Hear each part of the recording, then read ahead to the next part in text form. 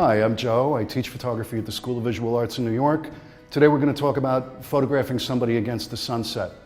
The problem with photographing somebody against the setting sun is that all of the very, very bright light is coming from behind them, which makes this side of their body a shadow and you get a silhouette. One really easy way to deal with that is just open up. Whatever the light meter in the camera is telling you to do, force it to overexpose by 1 or 2 stops. That will open up the shadow and make your subject more visible. The background's going to get bright, but at least your subject will be correctly exposed.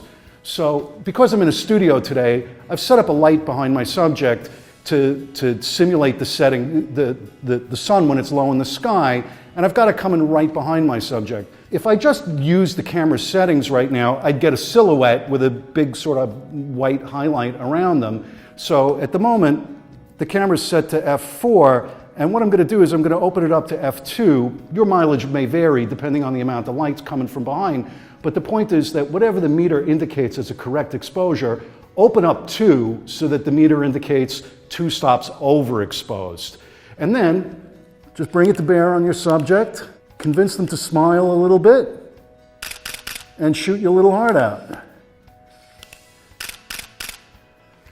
Another thing that you can do, especially if you want to preserve some of the colors and the feeling of the sunset, is instead of just opening up and allowing the background to become overexposed, use some of that sunlight and reflect it back into your subject using a reflector. You can have somebody hold this, you don't have to have a light stand or something like that. And although I'm using a store-bought reflector, which is not particularly expensive, pretty much anything will do. A piece of white poster board or like the silver reflector that you put on the dashboard in your car to keep the inside of the car from getting too hot.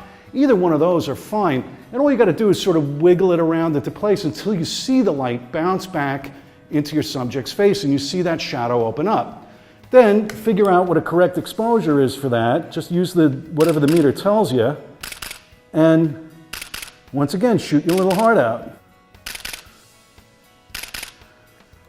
Lastly, if you don't have a reflector with you or you don't want to carry something like that around, a lot of cameras have one of these little built-in pop-up flash units.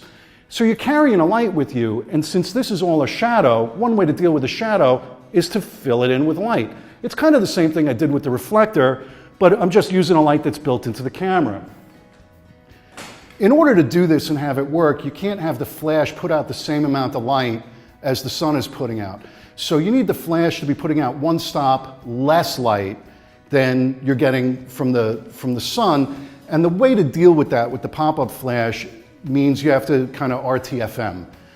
RTFM means read the frickin' manual. Somewhere in the directions for your camera, there are instructions about how to force the flash to underexpose by 1 stop or 2 stops or whatever you want. In this case, we're going to force it to underexpose by 1 stop. On my camera, I push a button over here and I turn this dial until it says -1, and that's going to make sure that the flash, whatever the camera thinks is a correct exposure, the flash is going to do 1 stop less than that. That's going to be enough to fill in the shadow without causing my subject and my background to overexpose.